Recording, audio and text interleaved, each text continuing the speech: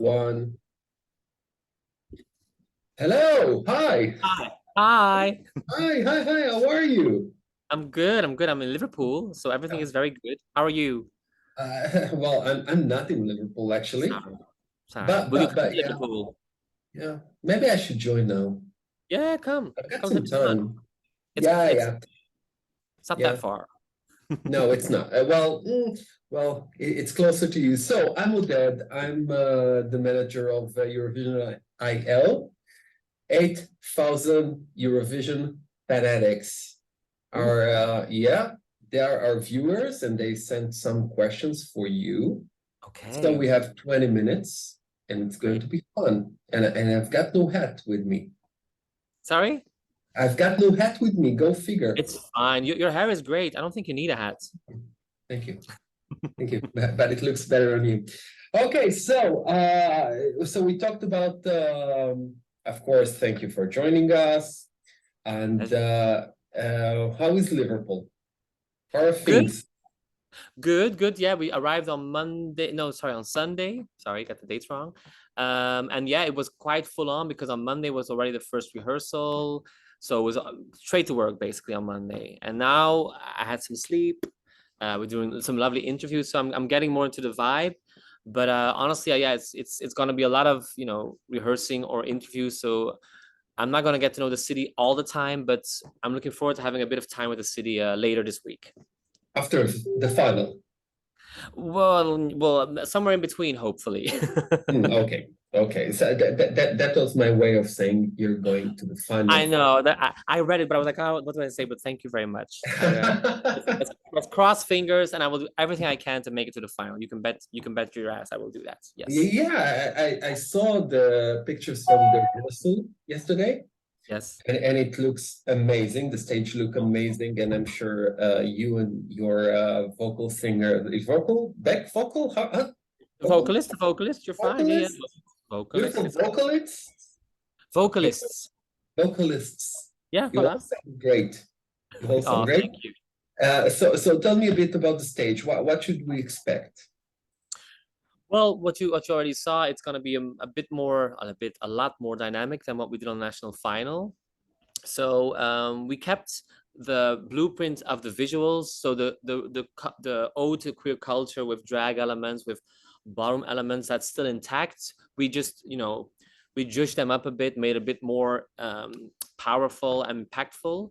But there's much more interaction with me and the three backing vocalists. And the beautiful thing is we also were had the great honor to work with Pussy. She's really from ballroom culture. She comes from the House of West. She's a legend in her house. And it feels really good to incorporate someone from that culture into our performance. And I'm truly honored that someone like this is on stage with me. And it really creates, yeah, for a big dynamic change from what we did at national final. And I think people will really enjoy that. And I think it will translate onto the screen as well. You queered it up a bit from Yes, national well, final? in every way I can, every way I can, honey, I will clear it up. That's not a problem. But for me, it was more like just to be clear about that. I want everything that I do to be joyous. So I don't want it to be something that is too like in your face and or too anything that would shock people. I really want people to feel like even if they don't have a grasp of queer culture, if they don't have a grasp of ballroom culture or drag culture, I'm sure people will be like, I want to be on that stage partying with them. That's the feeling Mhm, I want to get across on mhm. the stage. Brilliant. I've done some research. So that's what I picked up.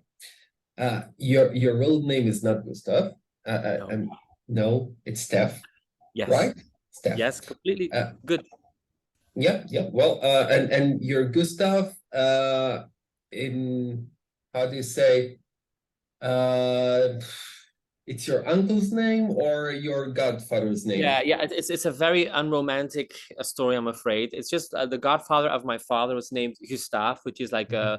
I guess the Belgian equivalent of Gustave. And my name is Steph. I thought like Gustav. It's close enough. Let's do Gustav. So that's all there is to it, I'm afraid. Oh, and you started in a very young age, 17, if I'm not mistaken. You Well, had your yeah, first single. yes. Well, I signed my first record deal when I was 17 years old and released my first single when I was about 19 years old or 18 years old, I think. And I was always writing and working in studios. I was a very ambitious kid. I was already working in studios by the time I was 13, writing for other people and recording my demos. And yeah, it just led to getting my first comps at the age of 17. So if you would meet your 17 persona, what would Yes. you say to him? I would tell him to stay true to your gut. I would tell him to not be afraid, and to not diminish himself, to not insult other people. That's what I would tell him, because I think that's a mistake I think a lot of people make when they're young. How you're not truly yourself because you're afraid it will get rejection from other people. And I would tell him to let all that shit go and just be himself. And that's the, I would say, flag that you're raising in Liverpool and in the Eurovision Song Contest.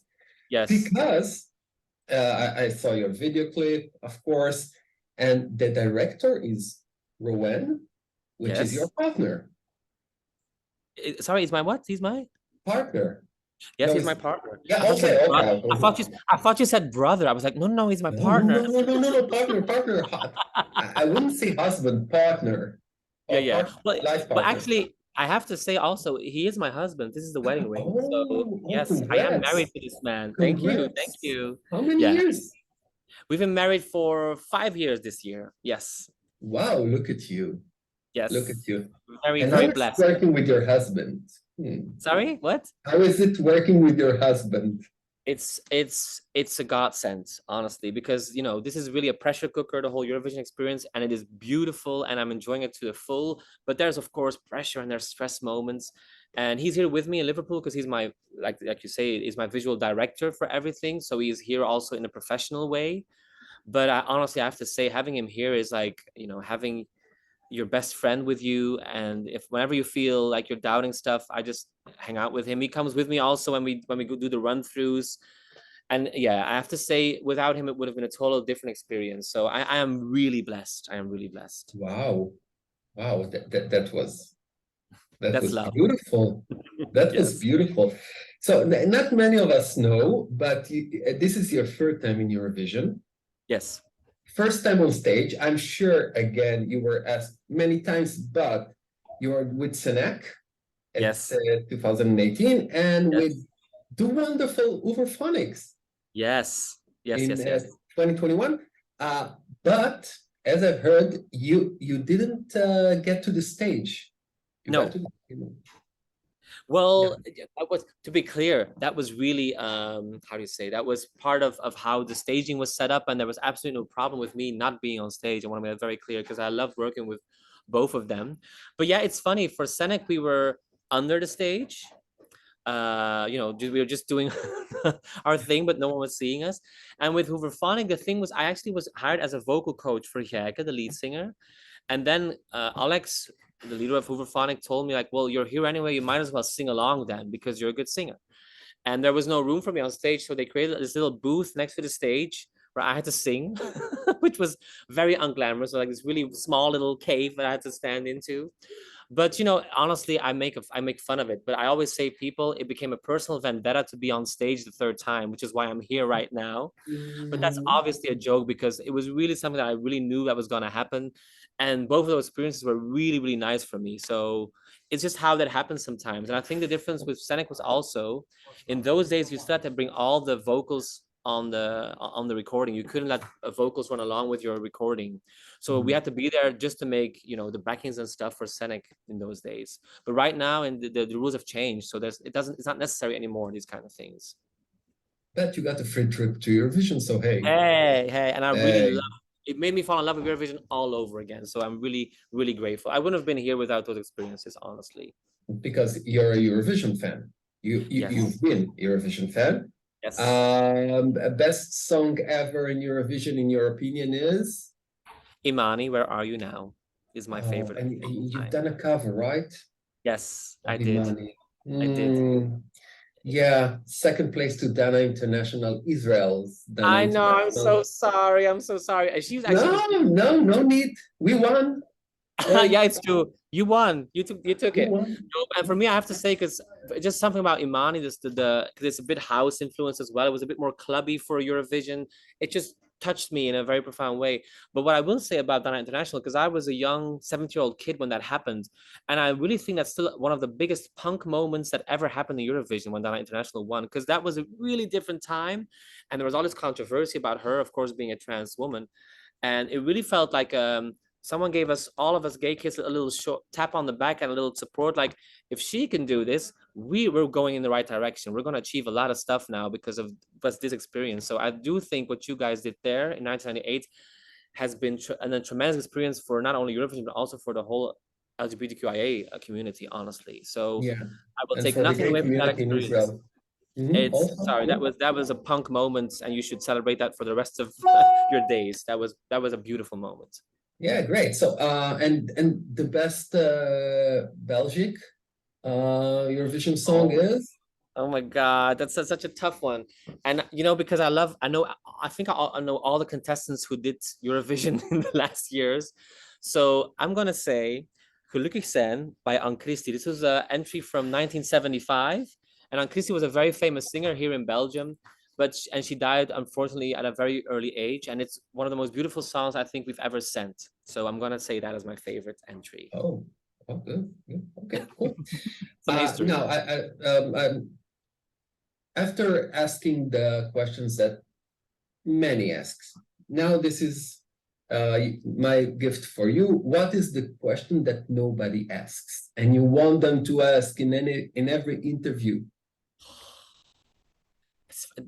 Actually, I have no idea because I get asked a lot of questions. But let me think. Let me think.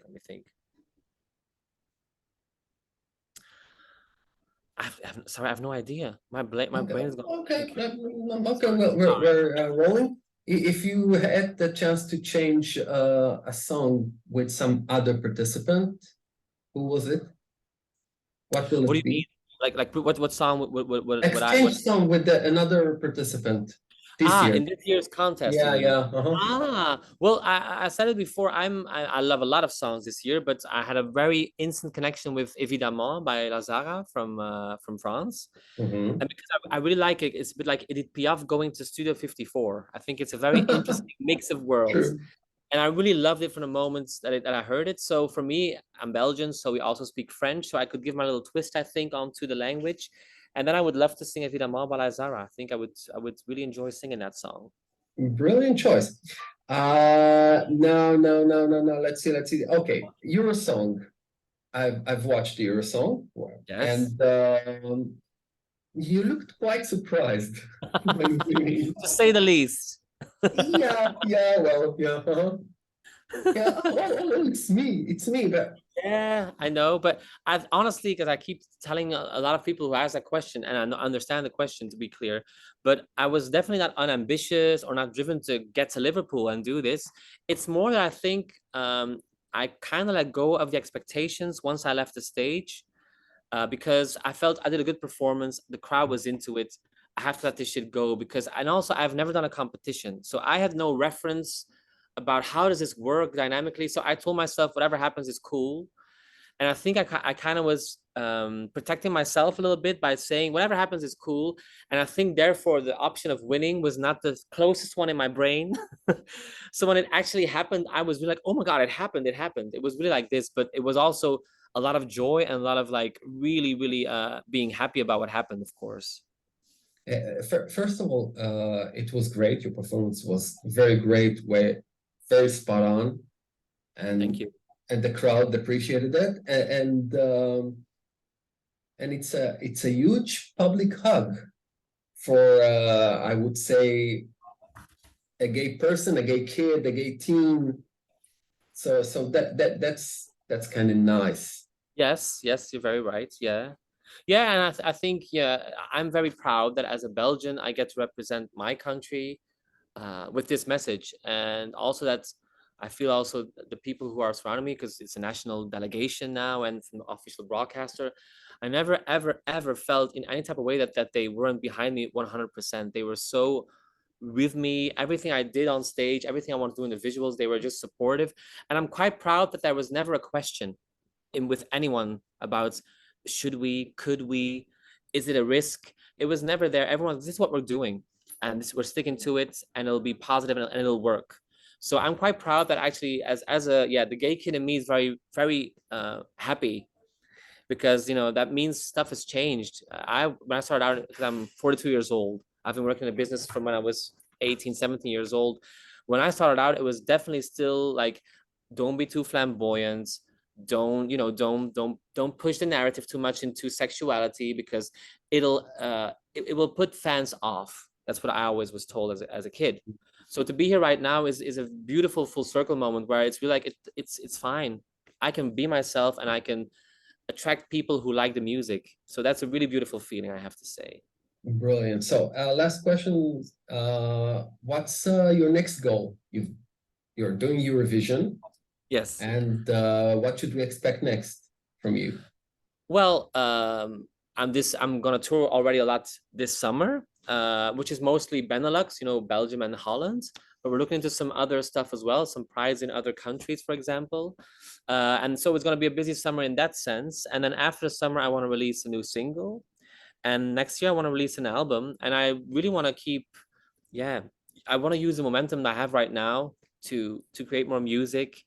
And I definitely want to cater also to Eurovision and gay audiences, because I think it's been such an overwhelming experience for me. And I think I always say, as an artist, you should go where you are loved. And I get love here, so I'm gonna really stick to this world, because I really think it's been a very validating and beautiful experience for me, and the exchange is beautiful for me. So I definitely want to keep entertaining all of you.